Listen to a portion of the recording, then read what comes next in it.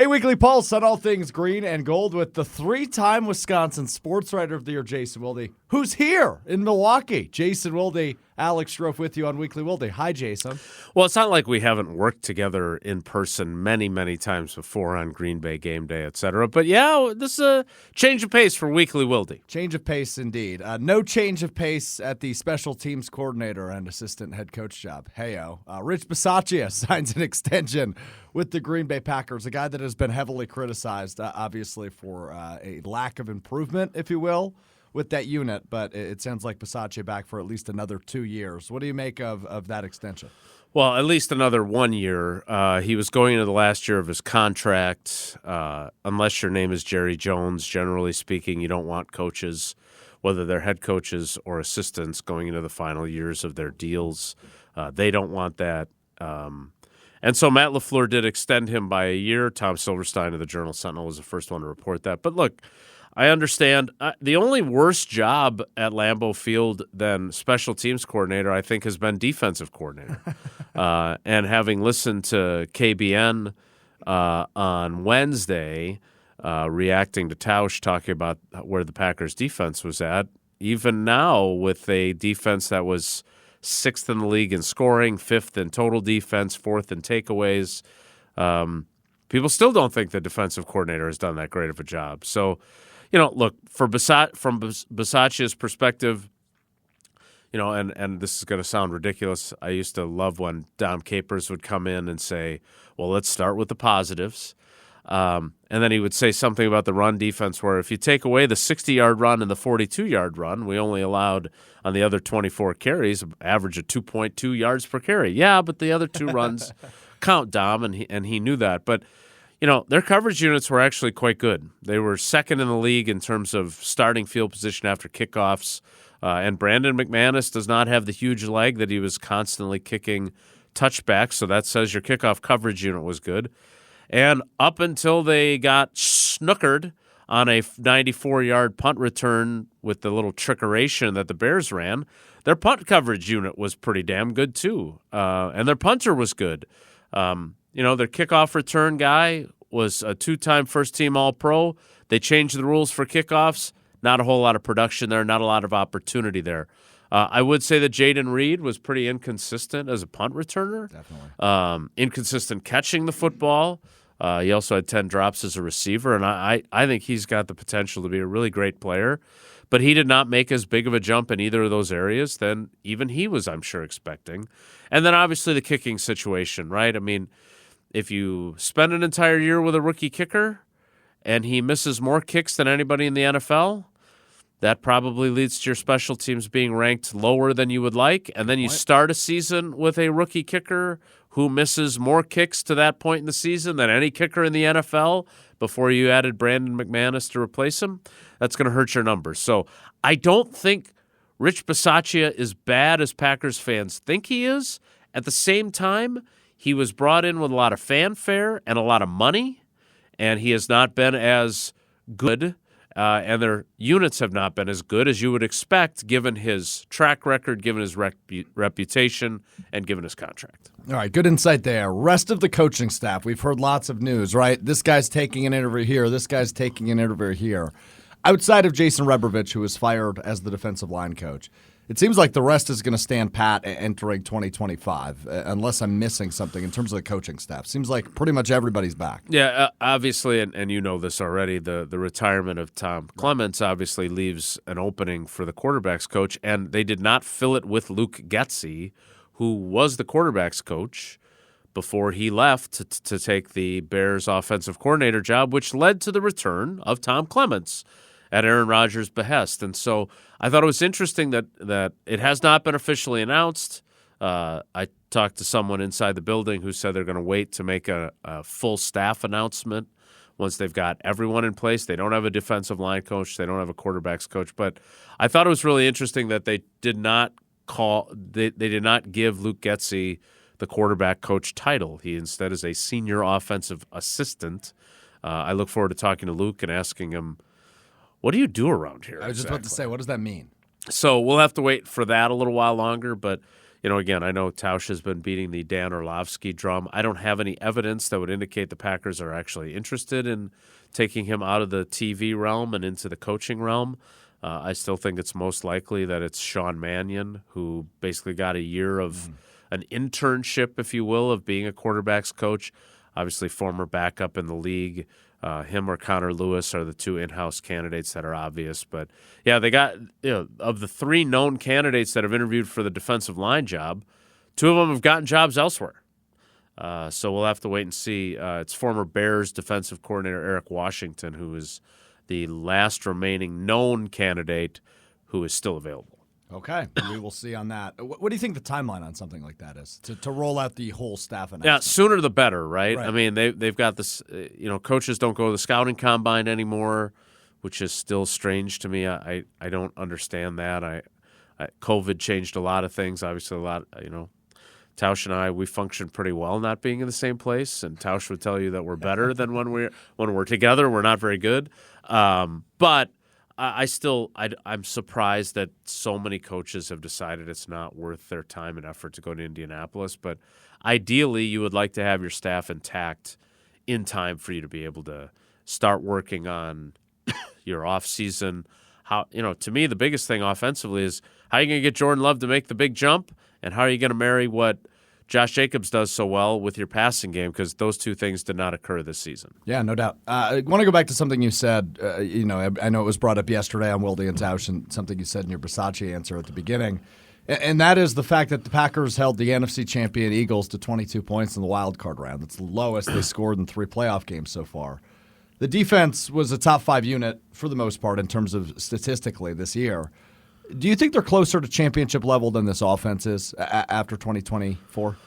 I do. I mean, look, I'm eager to see what Brian Gutekunst does in terms of roster building on that side of the ball. He obviously hit 3. I don't know if they're all home runs. It looks like Edgerrin Cooper is definitely a home run. It's going to be a home run. It looks like Evan Williams is, if not a home run, then a triple off the top of the wall that the defense is struggling to wrangle the ball. You're proud of that one. Could even end up being an inside the Parker if he wants to stretch it. And then Javon Bullard they're obviously excited about as well. Right. I don't know, Tyron Hopper, a 3rd-round pick linebacker, is he a guy that, they move on from Eric Wilson, who's a free agent, and he gets more opportunity? Isaiah McDuffie is also a free agent, so there's some questions at linebacker. But look, I think that defense is very much headed in the right direction. I think they've got the right guy running it. I think if they can either have a different defensive line coach or different personnel on the defensive line that can generate more pass rush, that will make them even better. So yeah, I do think they're closer. But of course, had we had this same conversation, had this program existed on January 30th, 2024, which was the day before they hired Jeff Hafley, we would be saying the offense is much closer, right? Because of the way Jordan Love played and the fact that, Aaron Jones ran for 100 yards in each of the final 5 games, including the 2 playoff games. So that's how it feels now, but we have not had free agency. We've not had the draft. There's a lot of question marks. And when we came out of the draft last year, did we know Edgerrin Cooper was going to be able to perform the way he did? Did we think Evan Williams could be a starter on day 1? I mean, we didn't even know he was going to be a starter when he was in training camp. So they've got some pretty talented guys on that side of the ball. They've finally got a coordinator that I think really knows what he's doing. Whether or not that's championship level in 2025, I don't know. But that's such an example of this being a year-by-year league, right? Like the offense goes bananas those last 5 games of 2023. Last year, it seemed like the defense was the much more consistent unit. So we don't know what's going to come in 2025, obviously, but it'll be interesting to see how Brian Gutekunst approaches this offseason. What's keeping you up? Maybe not up, but what's keeping your mind cooking here as we enter the early stages of the offseason? Is there something you're wondering as we approach free agency in a couple of months and obviously the draft in Green Bay? Is there any Brian Gutekunst related thought where you're like, I wonder how he approaches this? Is there anything that sticks out to you? Yeah, I mean, what's keeping me up at night is that we've got Sydney competing in a gymnastics meet on Friday, a basketball tournament on Saturday, and a volleyball tournament on Sunday, and then Maddie competing in a gymnastics meet on Sunday evening. So it's going to be a crazy weekend. Divide for us. and conquer? How do we? No, how I do we think we're approach able that? to. I think we're able to stick together on all of it. But the Gutekunst angle, which is what people really care about, as opposed to my family, I'm really curious. What is he willing to do to improve from a personnel perspective outside of the draft? Because this draft class, I don't know if anyone has been as foolish as Joe Shane, the general manager of the Giants, to let Saquon Barkley out the door and Xavier McKinney out the door. Gotta wonder how he's feeling this week. I just wonder how many other teams have players of that caliber that they're going to let walk out of their building. Because Goody has said it many times, players like Xavier McKinney aren't usually available. And I do think there's maybe been a renaissance with running backs too, so the Packers aren't the only ones who benefited from adding a new running back to their equation. But what are they going to do on defense? I know Packers fans are kind of letting their imaginations run wild with the idea of Max Crosby. Goody was asked in his season wrap-up press conference what his philosophy is on trading premium draft picks for existing players. And he said, "You'd better be right." Those were the first 4 words out of his mouth. Now, is Max Crosby available? Right? I mean, the Raiders can certainly sign him to an extension, get him more guaranteed money, and have him stay with their team. He's got 1 year left on his deal. They've just hired a Super Bowl winning coach in Pete Carroll. So maybe the dynamic there has changed. But he was talking after the season about wanting to win, and he has not done that very often. In fact, I think the only time that he made the playoffs during his time with the Raiders was when Rich Bisaccia took over as the interim head coach. I know Josh Jacobs and Rich Bisaccia and Keyshawn Nixon were all in Las Vegas with him. They all know about him. Josh Jacobs said after the season that he planned on doing some recruiting. So I'm sure he's been in Max Crosby's ear. Now, I know he said on his podcast that they're working toward working things out, but things change.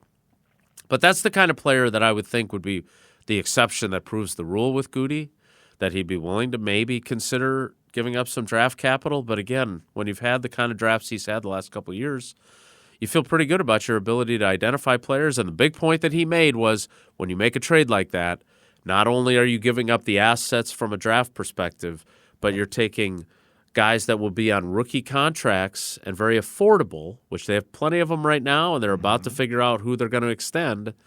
Now you're giving that up because obviously Max Crosby, if you were to acquire him, he would require a new contract, and that would be expensive. And you've already paid Rashawn Gary and not gotten a great return on your investment to this point. So, number one, you're kind of fanning the flames a little bit in terms of the rumor mill. We saw a picture of Brian Gutekunst talking to new Raiders general manager John Spytek at the Senior Bowl in Alabama this week. But the other part of that is, and you would know better than me, but I don't know when you're building out a roster, are you looking at the money allocated to each room, right? Because you mentioned Rashawn Gary's already paid so much money. Kenny Clark has already paid so much money on the defensive line. I imagine if they're looking at how much money they're investing in that position group, they're like, do we really want to bring in another huge contract type player? I guess I don't know what the philosophy is, because they're obviously not, to your point, spending a ton of money on linebacker right now, but they would be spending an outrageous amount of money if they were to go acquire somebody like a Max Crosby in the defensive line room.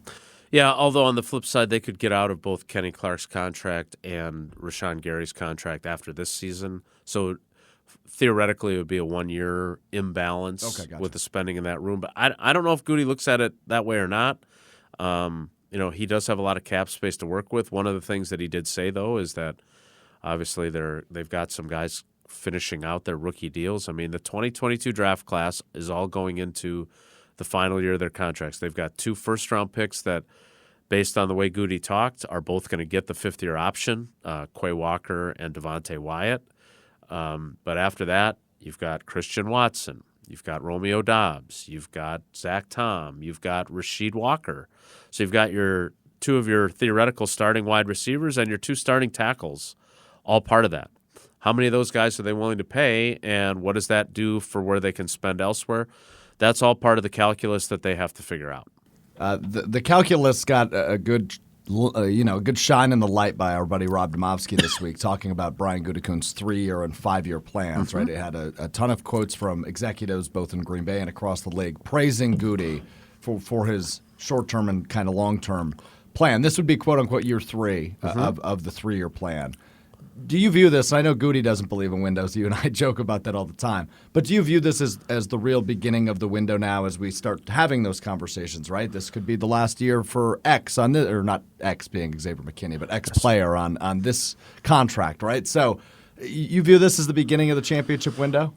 No, I mean, I think the window opened this year. Oh, you did? I mean, I think they cracked the window unexpectedly in 2023 when they were clearly rebuilding. Like, again, revisionist historians can look at it however they want, but you don't trade Rasul Douglas if you think you're going to be playing in the divisional round playoffs. You just don't. And Goody can say what he wants, but don't tell me. I don't want to hear what you have to say. I go by actions. And the actions that he did this past offseason of moving on from an older running back, signing Josh Jacobs, signing Xavier McKinney, tells me that he believed they opened the window unexpectedly, perhaps, right away. And his messaging about urgency and all that kind of stuff and being ready to compete for championships, the urgency part indicates to me that he thought that they had the pieces to put together a run this year.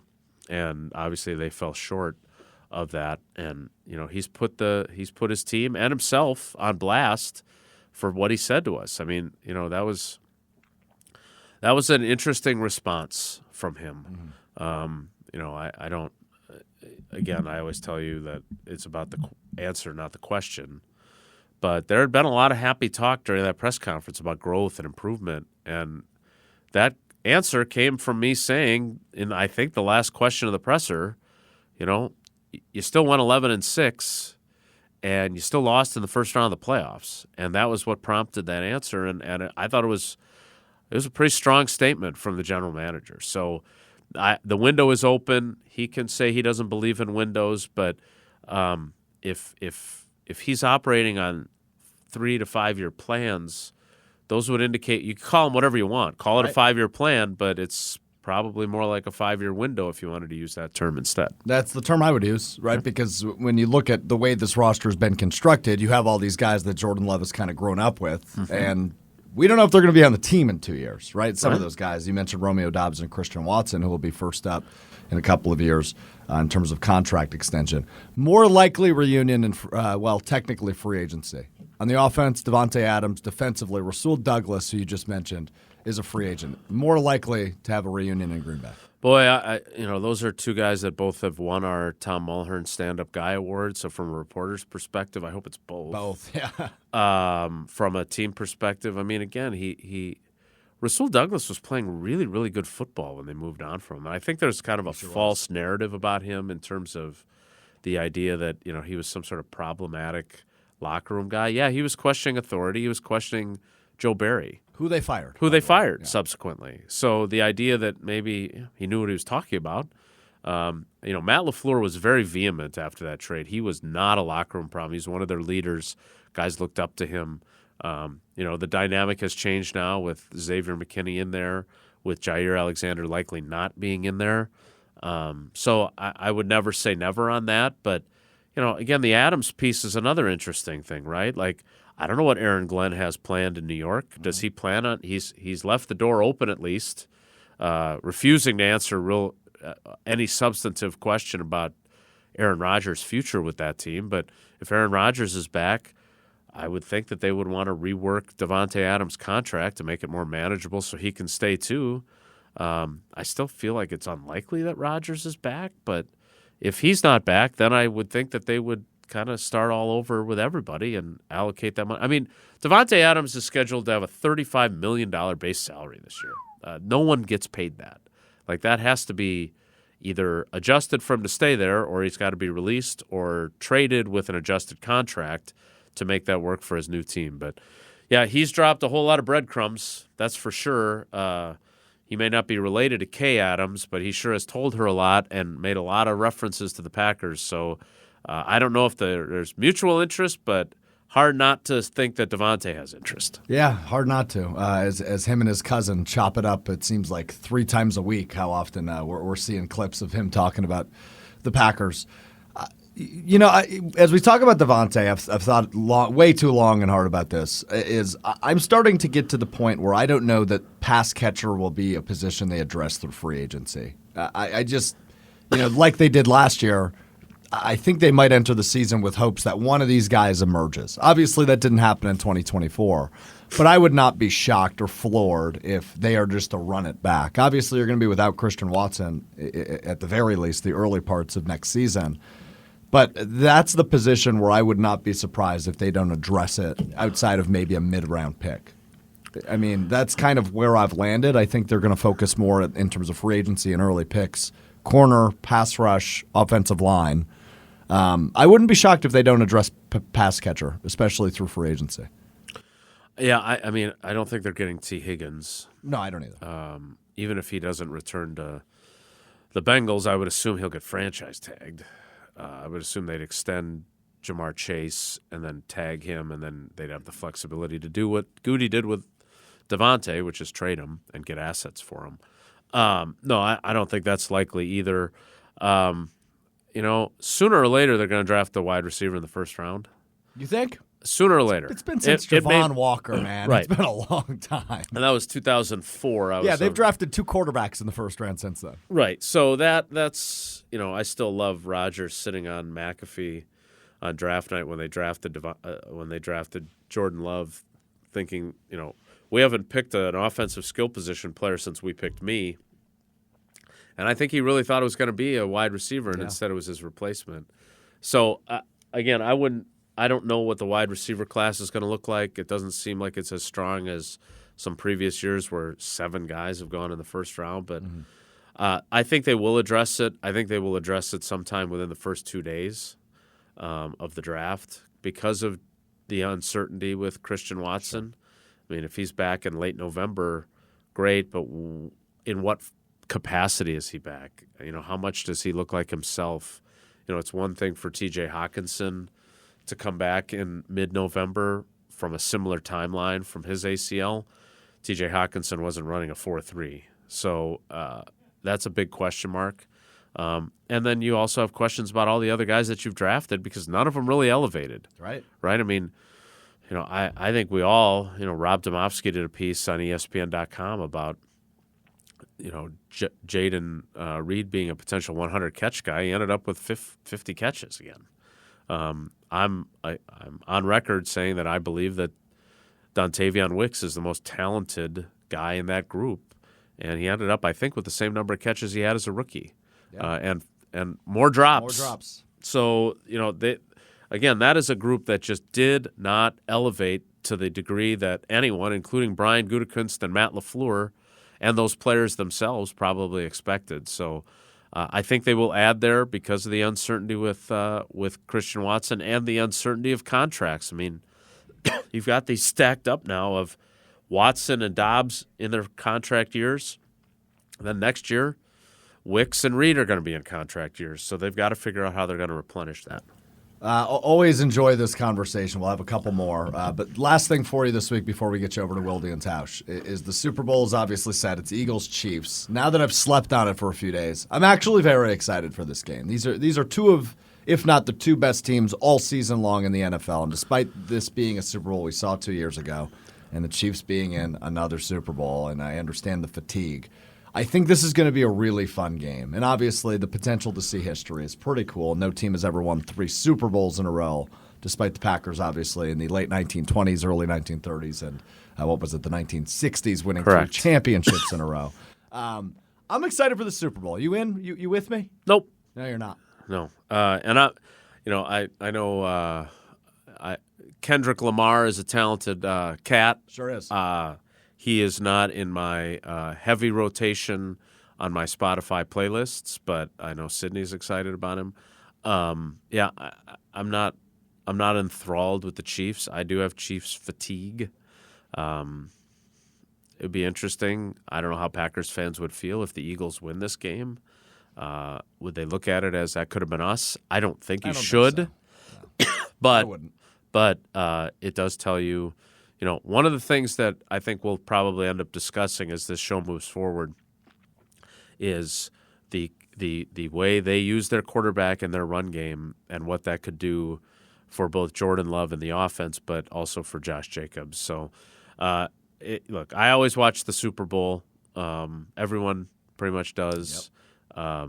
But I'm more interested in if there's going to be any really memorable commercials than I am in the actual matchup. Heads or tails on the coin toss? I think it'll be like that flip in Arizona where it never turns over. Yeah. That was one of many signs that wasn't going to work out for the Packers that day. There you go. Jason Wilde on social at Jason J. Wilde. You can get me at Alex_Strouf and at Strouf ESPN. Jason, I'll talk to you next week ahead of Super Bowl 59. You will indeed, buddy. Thanks. Another edition of Weekly Wilde in the books.